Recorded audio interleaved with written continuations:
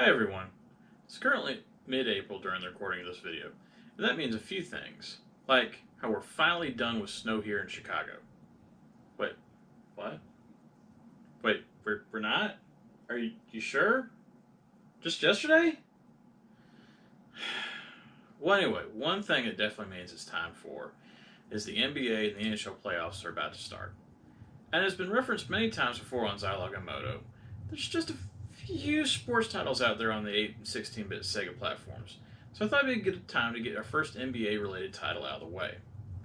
Now, I know I just reviewed Basketball Nightmare a few episodes ago, but come on. None of you had ever heard of that game anyway, and it's not exactly what I would describe as an accurate basketball simulation. Instead, let's take a look at one of the longest-running series on the Genesis, that being Lakers versus Celtics and the NBA playoffs. Yeah, that's a mouthful. Certainly not as succinct as John Madden Football or NHL '94. Lakers vs. Celtics was Electronic Arts' first attempt at an NBA game on a home console. But it didn't start out that way. The game, like the aforementioned John Madden Football, started out on home PCs and was later translated to the Sega Genesis.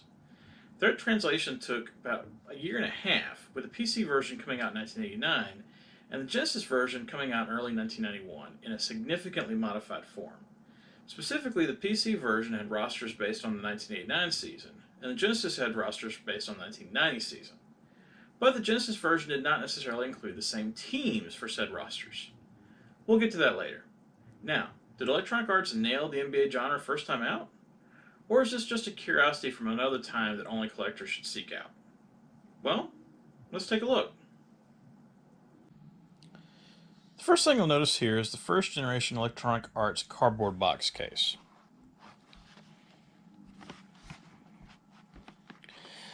All of the Electronic Arts games that were released for the Genesis in the first year came out in cardboard boxes like this, rather than the traditional Sega clamshell cartridge cases. One thing I like to point out on these is if you look on the back, you'll see on the left side where the seam is. It's right here.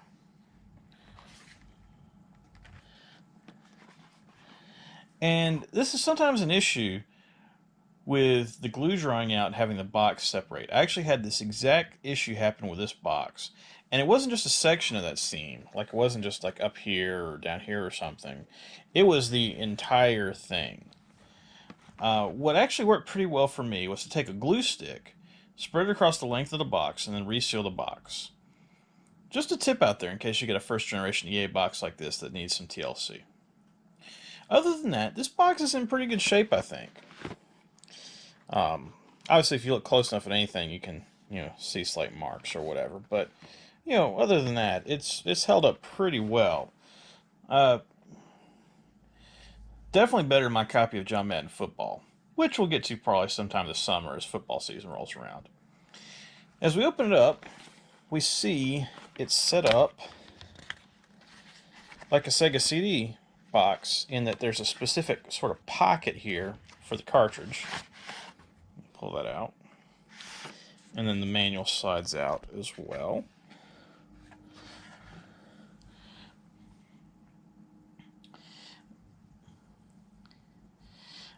The cartridge is in pretty good shape. Standard original EA with the yellow tab on the cartridge. Label's in pretty good shape. And the manual looks good too. Fully intact, nothing torn. Has the original fold out on the back. The manual is very good in regards to the game. It explains how to play the game well. And even has a detailed appendix all the way at the end. Let me see if I can get to it. Yeah, right here. It lists all the players in the game, which is very nice. Because there's no way to look at that information in the game before choosing a team. Unlike PGA Tour Golf and Bill Walsh College Football, what we looked at previously, there's not a lot of extraneous information in here in the manual. Just enough to give the game some color and some recent NBA statistics. The physical package here is very good for a somewhat early release. Now let's see how the game itself compares. Lakers vs. Celtics, put simply, is a basketball simulation featuring 1990 season rosters for all 8 conference semifinal teams, swapping New York for Boston. and each conference has all-star team. So if you're paying attention, there's probably two weird things about that last sentence. The first thing is, only 8 teams? In 1990, the NBA consisted of 27 teams, expanded from 25 the year before with the additions of the Charlotte Hornets and the Orlando Magic. So, where are the other 19 teams? Not here, evidently. While you will see some players from those other teams on the All-Star teams, unless you're a fan of Boston, Chicago, Detroit, Philadelphia, Phoenix, San Antonio, Portland, or the Lakers, this game's probably not going to be for you. However, if you are a fan of any of those teams, or just generally curious about the game, I do have some good news. While the game has an NBA license to get the real team names and logos, it does not have an NBA Players Association license.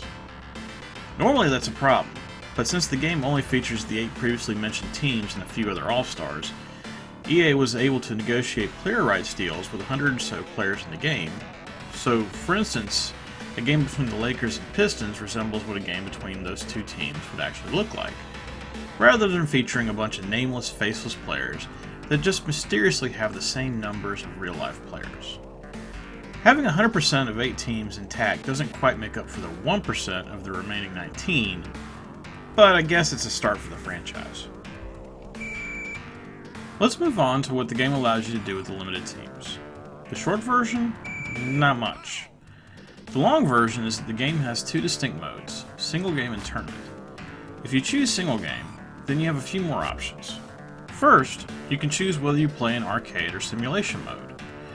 Both modes are pretty similar, so don't expect NBA Jam or Arch Rivals in arcade mode. The only difference between the two is that in simulation mode, your players can foul out and they get tired, requiring you to manage your roster. In arcade mode, you can just run your starters the entire time, unless you got a bench player you just really want to play for some reason. Also, a word of warning. Unlike in other games, and in real life, players don't regain energy after sitting on the bench. So you can't play a player for a quarter, rest them for a few minutes, and have them come back fresh.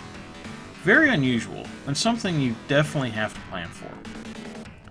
Next, you can choose the difficulty level that you play in, amongst 3 levels.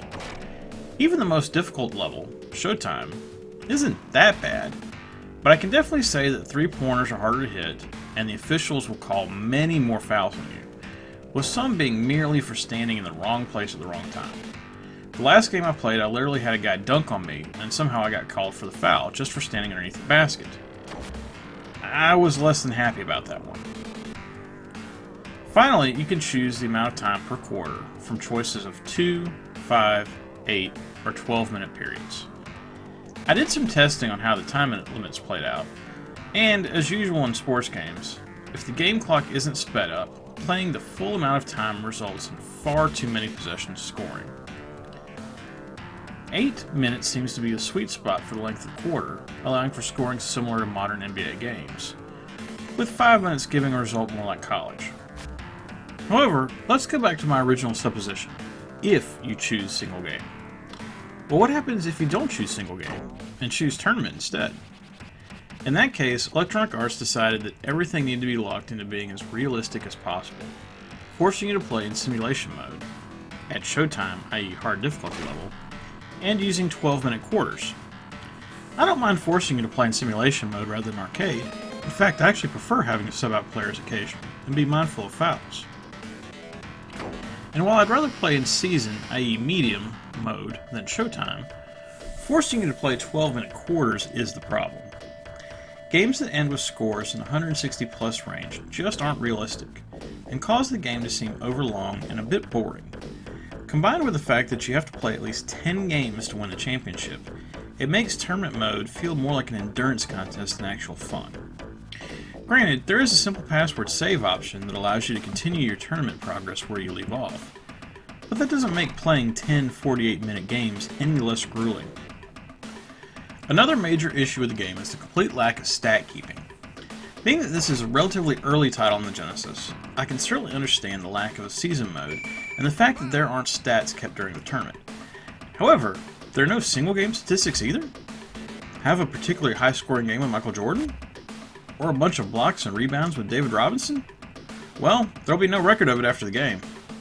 The only in-game stats that are kept are the aforementioned personal fouls and stamina. This is pretty inexcusable, and it's just another example of how the game feels very stripped down and bare bones. The game does include a record of the individual player's 1990 season statistics, so you can see just how good a player is in certain regards and use that information regarding substitutions, but not having access to live data, even if it's not saved after the games, definitely takes some fun out of playing the game. As far as how the actual game plays, well, like everything else about the title, it's pretty simple. On offense, you press A to shoot, B to pass, and C to call a timeout if the game is paused. On defense, it's A to block, B to switch players, and C to steal. Pretty standard setup, and I certainly can't complain too much about that aspect of the controls. You can even attempt to pump fake defenders on jump shots, which is actually pretty useful in trying to get an open shot. The aspect of control that doesn't work, however, is how crowded the court feels. How is this a control problem? Well, it's not directly, but something about the size of the players versus the size of the court feels off. And because of this, it's very easy to get hung up on offense and not be able to drive to the basket, or just move in general, due to the opponent taking up room on the court. Press the issue, and you'll simply end up getting called for charging due to running over the defender. This works in your favor somewhat on defense, but still causes the game to feel very jerky. There is a way around this, and it's one you'll have to get very familiar with if you have any hope of beating the computer.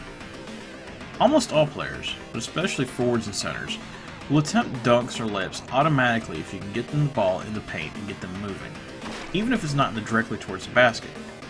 A key move is to pass to a player and have them run from the top of the screen down and hit the shoot button. The player will automatically go into their dunk or layup motion depending on how close they are to the basket, and most of the time, the shot will go in. However, what's good for the goose is good for the gander, and the computer can do this as well. Unfortunately, these shots are unblockable, so your only hope is for a miss and to pick up a rebound. We should probably take a minute to discuss these unblockable moves. One of the game's touted features is having signature moves of individual players in the game. For instance, if you're playing as the Lakers, Magic Johnson has a signature finger roll to the basket that you'll probably see a few times in the game. Or if you're playing as Phoenix, Tom Chambers has an absolutely ridiculous 360 dunk that he can seemingly unleash from almost the three-point line. The moves are even shown during the studio halftime show to give the game a bit of flair. I really like the customization here, and it makes the star players really stand out, but the moves are a bit too easy to pull off, and the fact that they're indefensible other than the occasional miss and rebound makes them incredibly infuriating when you're on the other side of them. Visually, the game just seems archaic and unpolished. I hesitate to call the game specifically ugly, but it's definitely not going to win a beauty contest anytime soon. Certain things are done well. For instance, you can tell where there's effort put in to try to make the individual players look like their real-life counterparts, and the shot clocks above the backboards are nice. But that's about it. The court is a more or less a static background that bears no resemblance to whichever team is home.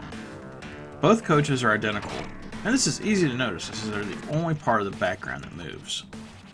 You can tell there was effort into displaying the numbers on the jerseys, as otherwise some players are indistinguishable from others, and the animation of the ball moving around the court is smooth. But other than those two things, the graphics are forgettable at best. Speaking of the jersey numbers, there's a reason why this is a key element of the game. In other EA Sports games, the active player is designated by having a star underneath the character, and in the star the numbers of the player is displayed, making it easy to determine who you have selected. In this game, well, your shoes magically turn black. I'm not joking.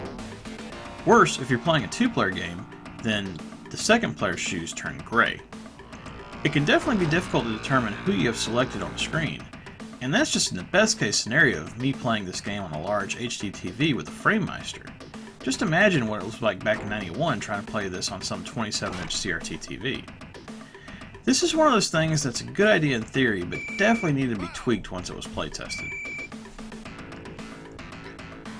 The in-game sound really saves this title from potentially venturing into one-star territory. As opposed to other EA titles that I've complained about previously, both the music and the sound effects in the game are excellent. The speech specifically is crisp and clear. While the only speech is the refs calling the specific fouls, each call sounds exactly as you would expect it to, even in 2019. If you haven't heard bad speech on an 8 or 16-bit console, it's a little hard to describe the difference between bad and good. But if you have, you know exactly what I'm talking about. Also, the music in-game is fantastic. While I wish there was more of it, and a bit more variance, that's certainly not a complaint. I simply want more because of how good it is. I did some research on this, and apparently the composer is a guy named Rob Hubbard, who was a legend on the Commodore 64, and when you look at his list of credits, it's no wonder the sound is as good as it is here. Even with as solid as the audio effort is, due to all the other issues the game has, I've got no choice but to give it a 2 out of 5. Unfortunately, even with it being an early title, there's just so many issues this game has that I can't really recommend it to anyone unless you pick it up for really cheap, and even then only as a curiosity. I wouldn't waste your time unless you just love the NBA and really want to play a game that features legends like Magic, Bird, Jordan, and Barkley. Okay, so that was our look at Lakers vs. Celtics and the NBA playoffs. Since it's also NHL playoff time, will our next review be about EA's seminal NHL hockey? No, not quite. But there's a good chance it'll come up in the next 5 or so, maybe in time for the Stanley Cup Finals to start. No, I think our next review should be a Master System title, perhaps one of the few North American third-party releases. Maybe it'll involve some monsters and be the subject of a recent Dwayne Johnson film. Maybe. So until next time, remember, whatever you play, have fun, and be excellent to each other. Later.